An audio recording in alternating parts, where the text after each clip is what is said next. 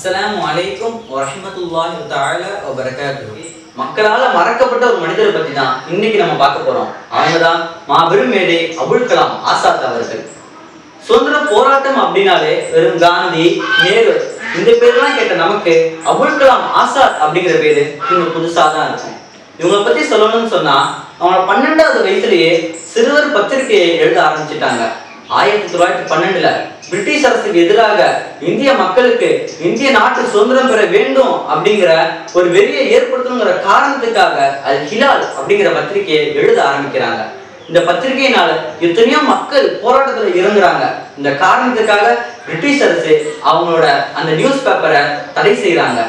இன்னொரு முக்கியமான விஷயம் என்னன்னு சொன்னா 1923வது வருஷத்துல காங்கிரஸோட தலைவரா அபுல் கலாம் ஆசாத் அவர்கள் நியமிக்கப்படுறாங்க. அப்போ அவங்களுக்கு வயசு வெறும் 35 தான். இந்த காரணத்துக்காக காங்கிரஸ் அரியணையை அலங்கரித்தவர் அப்படிங்கிற ஒரு பெயரும் அவங்களுக்கு கிடைக்குது.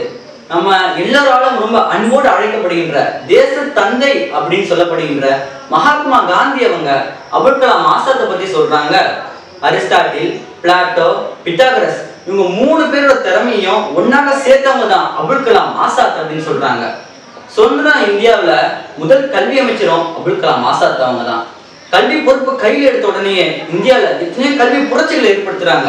அதுல சில விஷயங்கள் தான் 14 வயசுக்கு உட்பட்ட எல்லா குழந்தைகளுக்குமே இலவச கல்வி தரணுங்கிற முதல் சட்டத்தை அபுல் கலாம் ஆசாத் தான் கொண்டு வந்தாங்க. இன்னொரு முக்கியமான விஷயம், இன்றைய லெவல்ல வேர்ல்டு ஃபேமஸா இருக்கக்கூடிய ஐஐடி இந்தியன் இன்ஸ்டிடியூஷன் ஆஃப் டெக்னாலஜியை 1951வது வருஷத்துல காரக்பூர்ல முதல்ல கொண்டு வந்தாங்க அபுல் கலாம் ஆசாத் அவர்கள். 1953ல யூஜிசி இந்தியாவில் கொண்டு வராங்க. முக்கியமான விஷயம் என்னன்னு சொன்னா என்னோட முதல் இலக்கு இந்து முஸ்லிம் ஒற்றுமை அப்படின்னு சொன்னாங்க. அப்ப இவ்வளவு இந்தியாவுக்காக செஞ்ச இந்த ஒரு மனிதரை, இந்தியாவில கல்வி புரட்சி செஞ்சவரை, இந்து முஸ்லிம் ஒற்றுமையை ஆதரித்த இந்த மனிதரை பத்தி இந்த காலகட்டத்துல நிறைய பேருக்கு தெரியல. இவங்களை பத்தி என்ன நினைக்கிறீங்க அப்படிங்கிறத நிச்சயமா கமெண்ட் பாக்ஸ்ல கமெண்ட் பண்ணுங்க. அல்ஹம்துலில்லாஹி ரப்பில் ஆலமீன். அஸ்ஸலாமு அலைக்கும் வரஹ்மத்துல்லாஹி தஆலா வபரகாத்துஹு.